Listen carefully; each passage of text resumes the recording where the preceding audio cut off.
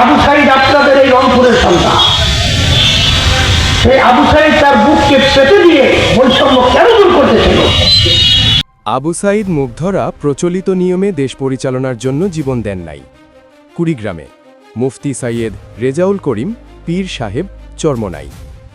ইসলামী আন্দোলন বাংলাদেশের আমির হজরত মাওলানা মুফতি সাইয়েদ মোহাম্মদ রেজাউল করিম পীর সাহেব চরমনাই বলেছেন যে নীতি আদর্শের মাধ্যমে দেশ 52-53 বছর চলেছে, এর মাধ্যমে বাংলাদেশের মানুষের চাওয়া পাওয়া কিছুই বাস্তবায়ন হয় নাই।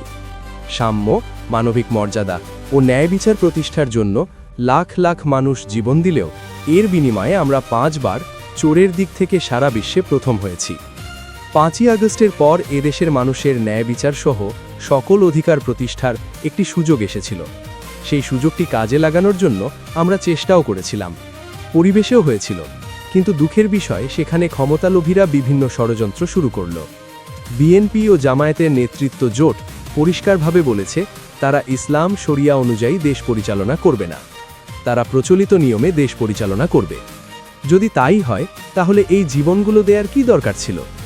আবু সাইদ তার বুক পেতে দিয়ে বৈষম্য কেন দূর করতে চেয়েছিল? মুগ্ধ পানি পানি করে মাটিতে লুটিয়ে পড়েছিল। তারা প্রচলিত নিয়মে দেশ পরিচালনার জন্য ত্যাগ স্বীকার করেন নাই। এ সময় ইসলামের পক্ষের একটিমাত্র দল ইসলামী আন্দোলন বাংলাদেশের হাত পাখায় ভোট দেবার আহ্বান জানান তিনি। ইসলামী আন্দোলন বাংলাদেশের আমির হজরত মাওলানা মুফতি সাইয়েদ মোহাম্মদ রেজাউল করিম পীর সাহেব চরমনাই 28 জানুয়ারি বিকেলে জেলা শহরের স্বাধীনতার বিজয়স্তম্ভে কুড়িগ্রাম 2 আসনের নির্বাচনী জনসভায় তিনি এসব কথা বলেন।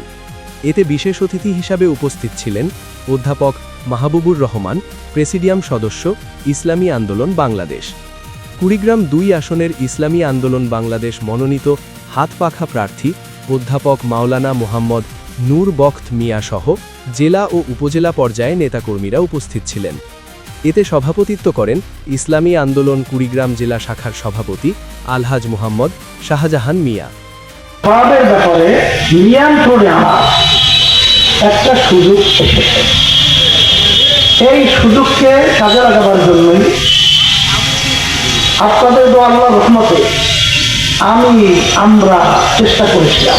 ছিল যেই নীতি আদর্শের মাধ্যমে সেই নীতি আদর্শ পরিবর্তন করে যে দেশে 92% জনের মতো মুসলমান বসবাস করে, সেই দেশের ভিতরে সংসদের মধ্যে বাস্তবায়িত হবে ইসলামী নীতি আদর্শ।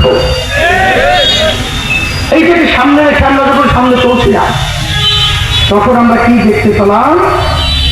এখন যারা নাকি জোটের মধ্যে বিএনপি জোট, আবার জামাতের নেতৃত্ব জোট, তারা পরিষ্কারভাবে বলেছে তারা ইসলাম অনুযায়ী দেশ পরিচালনা করবে না। তারা কোন নিয়মে দেশ পরিচালনা করবে?